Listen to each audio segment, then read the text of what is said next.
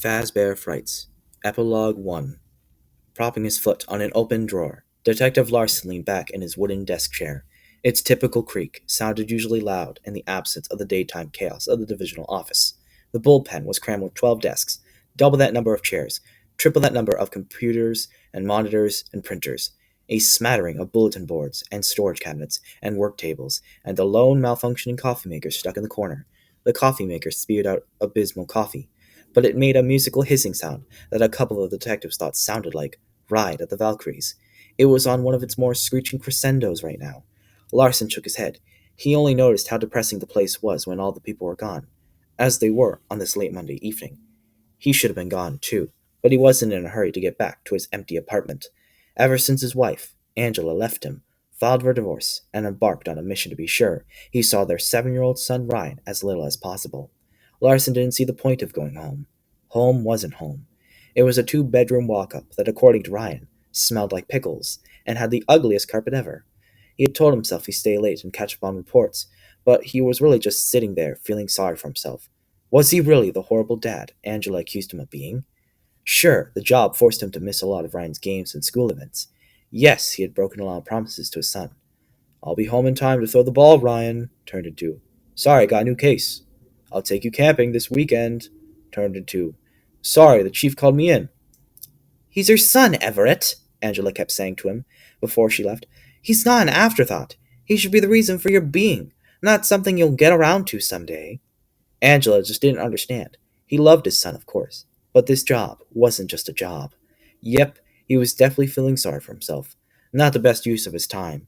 Larson shifted, trying to find the ever-elusive, comfortable position in his desk chair. He looked around at the place where he'd spent 2/3 of his life over the last 5 years. It really was a bleak room. Dingy beige walls, flickering fluorescent lights, scuffed gray Lincoln floor, all that furniture and perpetual diary. Were detectives so lowly that they deserved such surroundings, or were they just too darn busy to do anything about it? Larson shifted his gaze to the line of narrow windows that marched along the outside wall of the room. At the end of the row, he noticed a skinny ivy vine growing through a gap between the window frame and a dirty window that let in a sickly yellow glow of a street lamp. "There's my favorite sucker." Larson suppressed a groan. That's what he got for not going home. Chief. Chief Monahan wended his way through the desks, wrinkling his nose when he passed Detective Powell's monument to slobbery. "What is that stench?" The chief looked down at the piles of paperwork and empty food containers. "Don't know. Don't want to know." From where Larson sat, the office smelled like disinfectant. His partner, Detective Roberts, whose desk faced Larson's tidy domain, sprayed the stuff incessantly to mask whatever it was that seemed to have died in Powell's desk. The chief propped a foot on the extra chair next to Larson's desk. He held out an envelope. Larson eyed it. He had strong suspicion he wasn't going to like what was in it, so he made no move to take it. The chief tossed the envelope onto Larson's smudged desk and green ink blotter. And, gosh dang mess up, Larson's smudged green desk blotter. It landed next to the row of freshly sharpened pencils Larson had lined up for his evening drudgery. "The Stitch Wraith," the chief said. "No one else wants it. I don't want it. Tough." The word sounded exactly that when the chief said it. A compact, prematurely gray-haired man. The chief made it clear early in his career that his size and hair color had nothing to do with his ability to kick ass. He wasn't big, but he could do what any big man could do, and he sounded like a big man, with a loud, rough voice you didn't argue with unless you absolutely had to. Larson had to. He did not want to see what was in the envelope. "The Stitch Wraith is an urban legend," Larson protested, still not touching the envelope, which lay like a big slug next to his foot.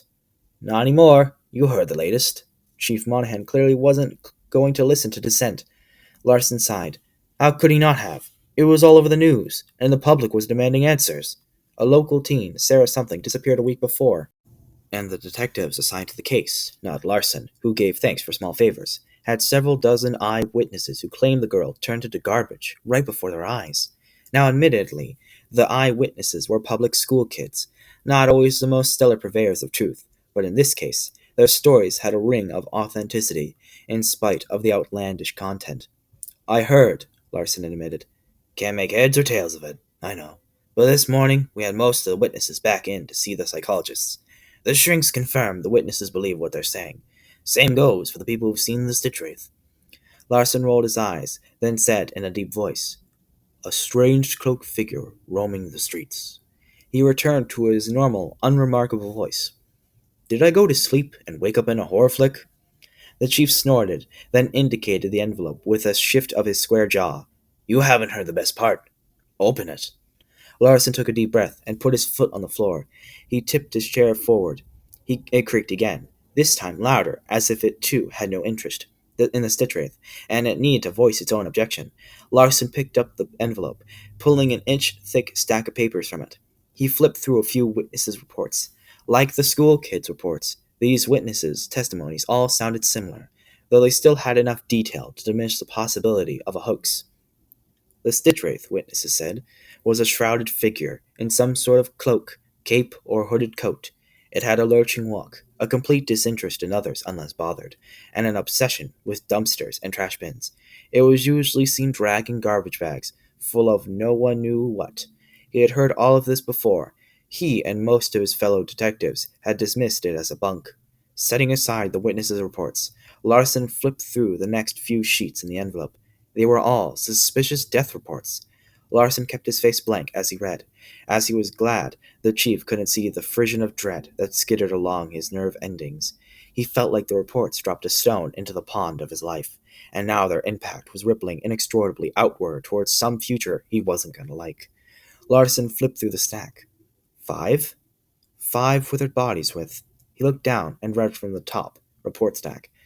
Eyes that bled blood and bled black down the side of the face. More of that.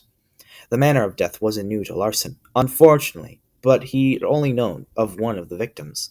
But he didn't know it had anything to do with the stitch wraith. Chief Monahan shrugged. Larson read more carefully.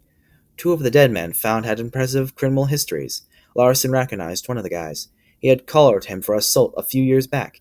He separated out the 2 reports and tapped them. "I bet these 2 tried to mug the guy." The chief, who finally sat down in Larson's visitor chair, nodded. "I agree." He leaned forward and pointed to the stack of photographs Larson hadn't looked at yet. "Look at those." Larson flipped through the photos taken from the security cameras near the stitch wraith sightings. He squinted at one that showed the figure pulling what seemed to be a mannequin's torso from a dumpster.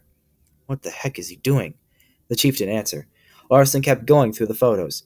He stopped again from under the hood of what looked like maybe a long trench coat. A bulky white face peered out at the night. Larson stiffened so he wouldn't recoil. He wanted to drop the photo and get as far away from his desk as he could, but he didn't do that. He just stared at the strange visage and concentrated on breathing normally. He wasn't going to let this craziness rattle him, especially not in front of the chief. The face wasn't a face. Not a human face, anyway. Unless it was a damaged human face, covered in bandages, maybe? It looked more like a mask. The face was round, and its features were drawn onto the curved white surface. Done in thick black marker, the black features looked like a child had made them. Larson deliberately relaxed his shoulders, which he realized had been creeping towards his ears. "It's just a stupid mask," he told himself. Larson looked up at Chief Monahan. "A mask? Your guess is as good as mine." Larson looked back at the face. It had dark eyes, one of which looked blackened, and had a terrifying mouth, with a missing tooth, and something stuck between the remaining front teeth. Were those bloodstains around the mouth? "We got a match on it." The chief pressed his thin lips together in what could have been a smile. He liked drumming bombshells. "A match on what? This?" Larson pointed at the blurred and bizarre face. The chief nodded. "And you're not going to believe where we got it from."